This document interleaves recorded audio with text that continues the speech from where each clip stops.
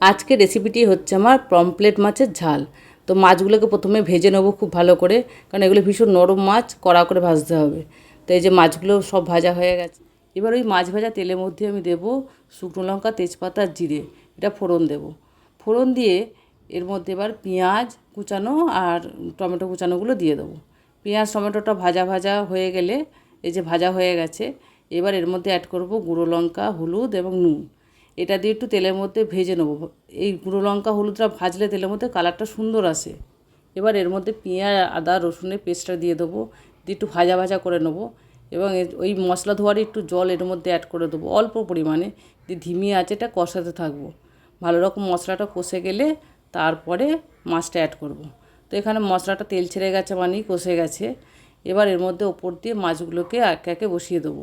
তার কারণ হচ্ছে এই পমফ্রেট মাছ হচ্ছে ভীষণ নরম মাছ, এবং মশলাটা যেহেতু ভালো করে কষানো হয়ে গেছে তো বেশি দেরি লাগবে না, মাছটাও কড়া করে ভাজা আছে। তো মাছগুলো একে একে ওই মশলাটার উপরে সাজিয়ে দেবো। সাজিয়ে দিয়ে এই যে আপ ডাউন করে নেবো মশলাটাকে, তার কারণ হচ্ছে তাহলে সব দিকে লাগবে না।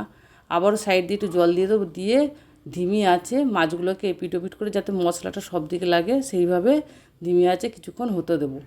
তো এই যে কিছুক্ষণ পরে এটা হয়ে গেছে, একে একে মাছগুলোকেও তুলে নিচ্ছি, তার কারণ হচ্ছে মাছগুলো নাহলে ভেঙে যাবে। আগেই বলেছি মাছগুলো ভীষণ নরম মাছ। তো মাছগুলো ওপর দিয়ে তুলে নেব, নিয়ে এই যে মশলাটা এক্সট্রা থাকবে সেই মশলাটা মাছের ওপরে দিয়ে দেবো, তাহলেই রেডি হয়ে যাবে আমার পমফ্রেট মাছের ঝাল।